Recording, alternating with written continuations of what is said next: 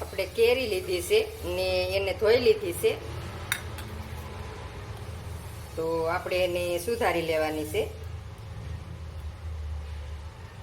તો આ રીતે આપણે સુધારી લઈએ ને. તો આપણે બટકા કરી લેવાના છે એના.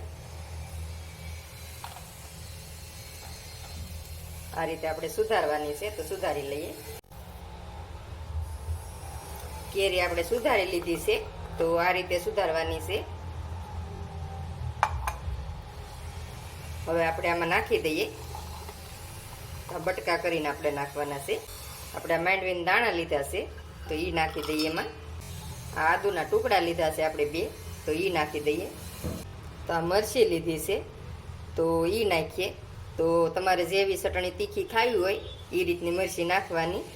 તો આ હું મરચી નાખું છું. હવે થોડીક ખાંડ નાખવાની છે, થોડુંક આપણે મીઠું નાખવાનું છે. હવે આપણે આ લીલા ધાણા લીધા છે, તો એ નાખવાના છે. થોડુંક આપણે પાણી નાખી દઈએ. હવે એને આપણે પીસી લઈએ.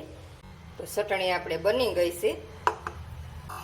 તો હવે આપણે એને વાટકીમાં કાઢી લઈએ.